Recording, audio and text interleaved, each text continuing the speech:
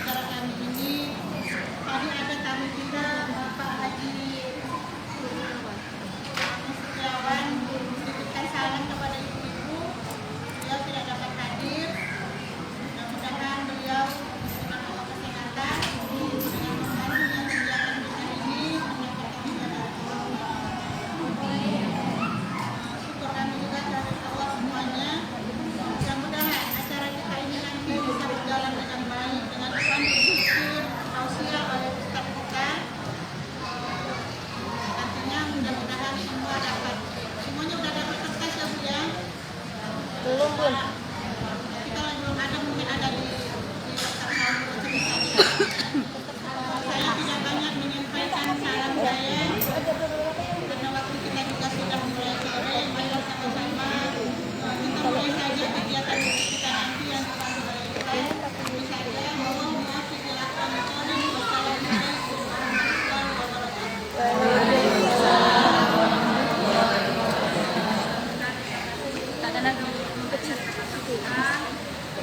lanjut saja acara inti, yaitu tausiah dan zikir yang akan dipanjang oleh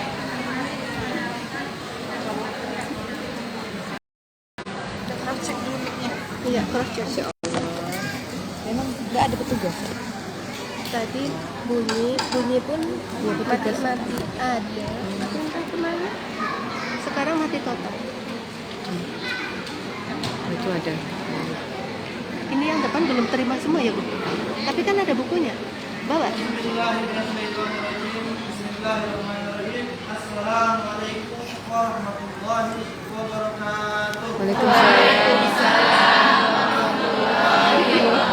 Tapi enak nih kalau ada speaker portable itu kan. Tak apa. Kemudian Yukhrijul laila fin nahari wa yukhrijul nahara fil laili. Assalatu wassalamu ala rasulillah alal mamari ayyam wa tujuh. Asyhadu an la ilaha illallah wa asyhadu anna Muhammadan abduhu wa rasuluhu la nabiyya ba'd. Hadirin muhtaramin majelis khusus guru kami yang mulia, Termasuk banyak daripada waktu di Umuha. Kalau di Umuha kan sedikit. enggak sini. Belum pernah. Baru di sini ramai. Iya. Karena ada tidak saya Sini kalau ramai. tidak kenal ini kan? Tambah lagi ini kan acara besar. Lebih Tidak spesial saya acara kalau tidak Muharaman. kenal perkenalan dulu. Nama saya banyak sesuai dengan daerah tempat saya tinggal. Karena saya tinggal berpindah-pindah. Kalau saya di tepi jalan, nama saya Tito. Kalau saya tinggalnya di masjid, nama saya Zaki. Lah, Kebetulan saya tinggalnya di jalan dan di masjid. Jadi cuma Zaki Tito. Tapi sekarang lebih dikenal dengan Gemar Zaki. oh, apa gemah? Bunda-bunda yang dirahmati oleh Allah Subhanahu wa taala. Sebelum memulai, mari kita kasih semangat kita terlebih dahulu. Ada sebuah hadis Rasulullah SAW di dalam kitab Muhtarul Hadis yang bunyinya istasku, berobatlah bima hamidallahu ala nafsihi, dengan sesuatu yang Allah memuji atas dirinya. Qabla ayyahmidahu, kalau begitu, sebelum manusia memuji Allah Subhanahu wa taala. Au kama qala. Berdasarkan hadis ini, pengertian yang mafhum mukhalafahnya, mafhum Pakai portable tuh enak ya, mati pengertian lampu. yang sama dengan hal itu adalah sugesti positif terhadap diri kita sendiri. Oleh karena itu saya ajak bunda-bunda. Kayak yang di sana. Coba bedan. Sekarang udah boleh suaranya turun. Jadi sekarang saya mengajak bunda-bunda semua memompa semangat kita. Kalau saya bilang, apa kabar bunda-bunda?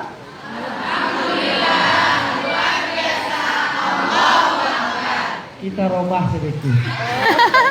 Itu Kalau saya bilang, Ustaz Chandra saya, punya. Bun, nggak apa-apa. Kalau saya bilang, apa kabar bunda-bunda? Bunda-bunda jawab, selalu cantik dengan zikrullah. Coba tes dulu ya, tes dulu. Ya. Ini masih graduasi. karena ladies berzikir. Apa kabar bunda-bunda? Selalu cantik dengan berzikir. Dengan zikrullah. Bilang Salah. satu. Sekarang saya tambah lagi. Biar kembali ke 17. Apa kabar bunda-bunda? Selalu cantik dengan zikrullah. Ada yang masih malu-malu. Sunnah Rasul 3 kali. Oh. Sekali lagi ya bunda, semangat. Karena kita berada di Raudatul Jannah, taman-taman surga. Apa kabar bunda-bunda? Selalu cantik dengan zikrullah. Sekali lagi ulang kata-kata saya ya bun. Wahai telinga, Wahai telinga, tenanglah, tenanglah, fokuslah. fokuslah. Kamu berada di taman surga. Kamu berada di taman surga. Ulang sambil dipegang telinganya, bukan telinga orang, telinga kita sendiri maksudnya. Kita nggak ngingetin telinga orang. Nih ya bun, kata-katanya begini. Wahai telinga, dengarlah, fokuslah. Kamu sedang berada di taman surga. Wahai mata, tenanglah, tunduklah. Kamu sedang berada di taman surga. Wahai mulut, tenanglah, diamlah. Kamu sedang berada di taman surga. Wahai hati, tenanglah, bahagialah. Kamu sedang berada di taman surga. Bukan ngingetin kanan kiri, tapi ngingetin diri kita sendiri. Sekali lagi ya bun, siap? Semangat! Kok jadi saya aja yang semangat ya? Ikutin kata-kata saya ya bun.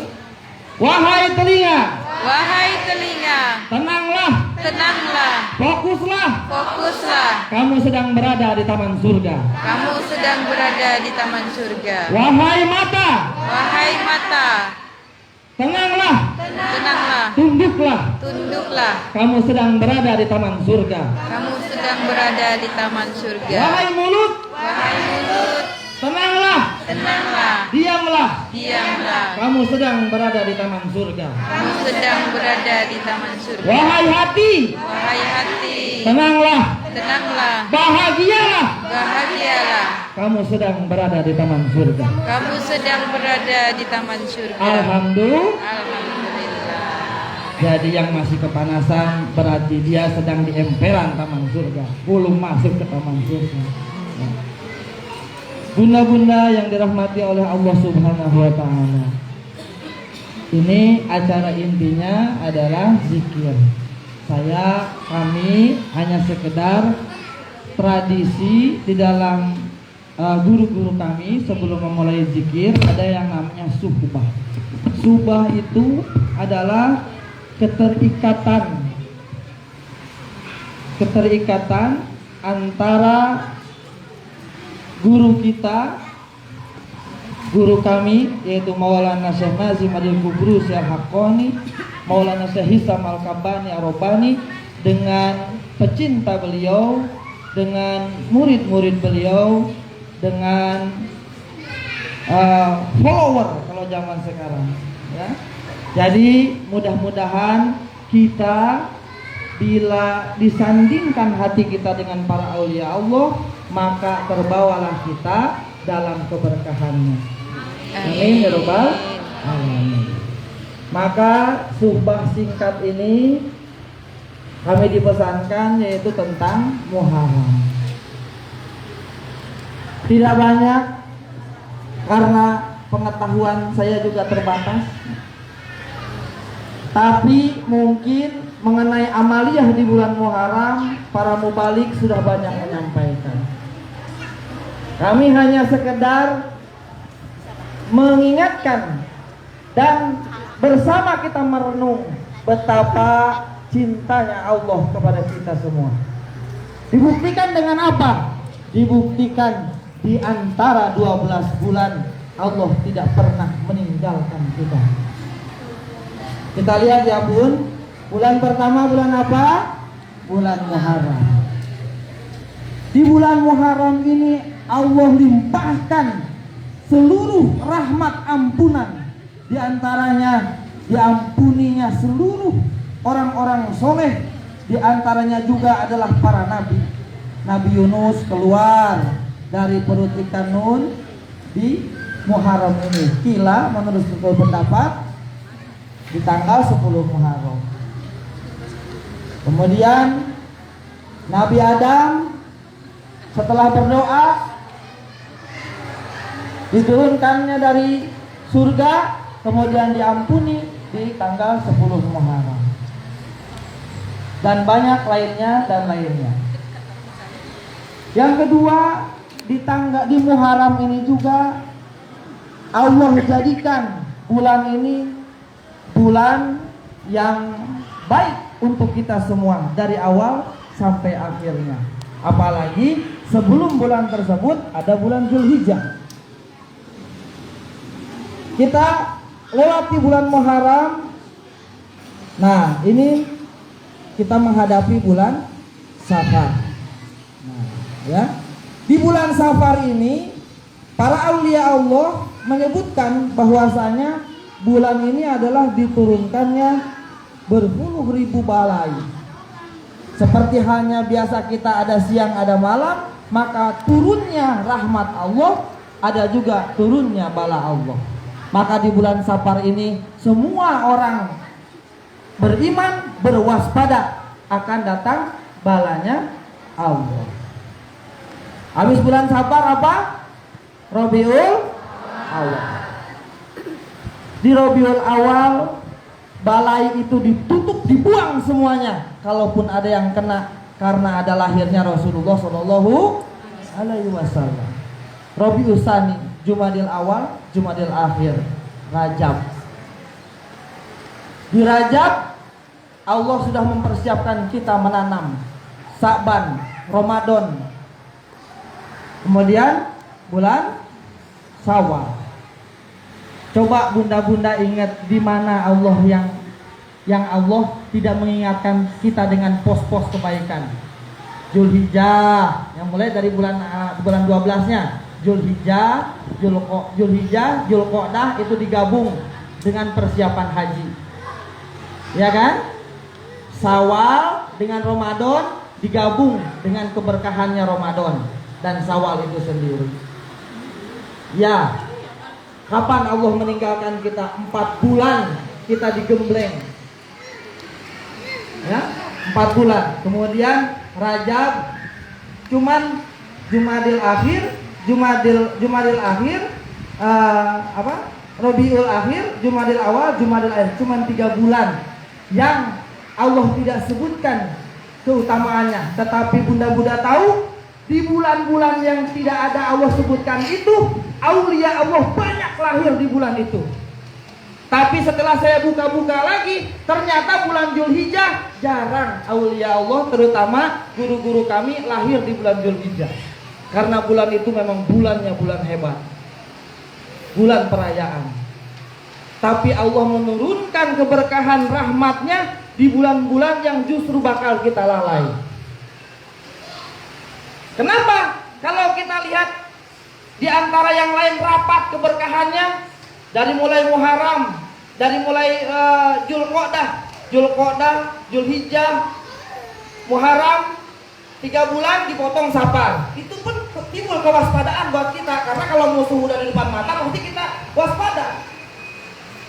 Ya dia. Iya. Paling Allah jadikan 3 bulan tadi yang saya sebutkan, Rabiul Tsani atau Rabiul Akhir, Jumadil Awal, Jumadil Akhir, 3 bulan ini Allah rengangkan karena apa? Sudah ada satu penjamin, Rabiul Awal. Di mana siapa? Di mana Rasulullah Shallallahu Alaihi Wasallam lahir. Ibroh pelajaran pergantiannya bulan itu apa? pergantiannya bulan untuk kita apa pelajarannya? Bahwa Allah tidak pernah membiarkan kita untuk lupa kepada Allah Subhanahu wa taala. Ya, kalau ibu-ibu bunda-bunda teliti betul-betul, adakah pernah Allah membiarkan hamba-hambanya untuk tidak mengingatnya? Tidak pernah. Karena di dalam Al-Quran juga yas'aluna ka'anil ahillah, para sahabat bertanya maksudnya apa sih bulan sabit itu atau anak bulan itu ya Rasulullah? Maka Allah jelaskan, maka Rasulullah jelaskan kepada para sahabat makna-makna datangnya bulan-bulan kepada hamba-hambanya. Allah ciptakan bulan-bulan untuk hamba-hambanya. Muharram sebelum datangnya Hijriyah, sebelum datangnya tahun Hijriyah, itu tradisi orang Arab 500 tahun sebelum kedatangan Rasulullah ke Madinah, perang terjadi antara suku Aus dan suku Khazraj, dua suku besar di Madinah. 500 tahun sebelum kedatangan Rasulullah, dan sampai kedatangan Rasulullah masih berperang. Bibitnya siapa? Bibitnya Yahudi, Bani Koinuka, Bani Quraizoh dan Bani Nadir. Selalu mengadu domba dua suku ini, suku Aus dan suku Khazraj. Begitupun di Arab keseluruhan, tapi ada bulan-bulan haram yang mereka haramkan untuk berperang. Di antaranya bulan Dzulqa'dah, Dzulhijjah, Muharram dan bulan Rajab. Itu mereka tidak berperang. Karena apa? Untuk menghormati kehormatan Tuhan, menghormati kehormatan. Memang sudah tradisi dari zaman-zaman Nabi Ibrahimnya seperti itu. Di stop perang, tidak boleh berperang. Nah, oleh karena itu, ketika kedatangan Rasulullah SAW, bulan itu menjadi sangat berarti. Kita berada di bulan Muharram. Perjuangan menuju penamaan bulan Muharram, penamaan bulan Hijriyah, itu perjalanan Rasulullah SAW yang sangat berat. Apabila kita lihat ke belakang, dimulai dari pengepungan Si'ib. Jadi Rasulullah bertahun-tahun ke belakang sebelum ditetapkannya Hijriyah, ada peristiwa pengepungan di Si'ib Ali namanya. Tidak boleh keluar Rasulullah dan sahabatnya dan Bani Hashim, ya, itu tidak boleh keluar dari Si'ib Ali, dari lorong Ali, ya, tidak boleh keluar, tidak boleh menikah dengan orang luar Si'ib Ali, orang luar tidak boleh menikah dengan yang di dalam Si'ib Ali. Makanan tidak boleh dipasok ke dalam Si'ib Ali, tidak boleh keluar dari Si'ib Ali untuk berdagang. Sampai akhirnya apa? Di antara para sahabat ada yang makan. Bahkan Rasulullah SAW sendiri ada yang makan daun-daun kering, kulit-kulit pelepah korma. Yang hebat siapa, Bun? Yang hebat Siti Khadijah. Betapa kekayaannya dihabiskan untuk memasok makanan, minuman, keperluan sehari-hari untuk seluruh lorong Ali, Si'ib Ali tersebut. Tapi apa yang Allah jadikan terhadap ujian daripada Rasulullah SAW di tahun kemudian, bukan di tahun kemudian, masih di tahun itu juga terjadilah kejadian Amul Huzn, tahun kesedihan, di mana wafatnya Sayyidatuna Khadijah dan paman beliau Abu Thalib. Coba menuju Hijriyah nih. Setelah itu Rasulullah minta suaka bantuan ke Taif, ke Bani Sakif, yang dapat apa? Yang dapat mereka sudah Rasulullah disambut dengan anak-anak kecil, orang-orang gila dilempar pakai batu. Kemudian peristiwa selanjutnya di tahun berikutnya Isra Mi'raj. Di tahun berikutnya baru haji, bukan umroh. Rasulullah bermimpi bahwasanya semuanya para sahabat datang ke Mekah dalam keadaan bercukur rambut. Akhirnya Ketika sampai di Hudaybiyah di stop, tidak boleh masuk. Akhirnya umroh kodok dikodok di tahun berikutnya. Barulah pada tahun selanjutnya melakukan umroh. Ada perjalanan di mana hijrah Rasulullah SAW ketika setelah Si'ib, ketika Isra Mi'raj, ketika setelah pengepungan di Si'ib Ali, kemudian Amul Huzni, tahun kesedihan, kemudian Isra Mi'raj, maka perintah hijrah turun, dan itu pun tidak semerta-merta, hanya sahabat-sahabat yang kuat terlebih dahulu. Perjuangan menuju kata hijriyah baru tercapai pada zaman Sayyidina Umar radhiyallahu anhu, ditetapkannya. Jadi pada zaman dahulu tuh bunda-bunda ya, sebelum penetapan tahun gajah, tahun kelahiran Rasulullah, itu ditetapkan berdasarkan kematiannya orang-orang yang soleh atau kematian orang-orang yang dihormati. Di antaranya sebelum tahun gajah itu Amul Fil, itu wafatnya Ka'ab bin Lu'ay, kakeknya Rasulullah SAW. Baru kemudian Amul Fil, baru kemudian tahun gajah, baru kemudian wafatnya kakek Rasulullah Abdul Muthalib, baru kemudian hijriyah ditetapkan di zaman Sayyidina Umar radhiyallahu anhu. Bunda-bunda sekalian, itulah hijriyah yang kita kenal, yang sebetulnya penuh dengan perjuangan untuk sampai kepada itu. Maka tidak layak untuk kita merayakan hijriyah dengan pesta pora seperti perayaan tahun baru Masehi. Kita merayakan seperti ini sudahlah sangatlah tepat. Oleh karena itu, marilah kita rayakan tahun baru hijriyah ini dengan memperbaharui keimanan kita kepada Allah Subhanahu wa taala, kecintaan kita kepada Rasulullah sallallahu alaihi wasallam. Saya kira tidak panjang lebar karena intinya adalah zikir akbar judulnya ya. Mudah-mudahan akbar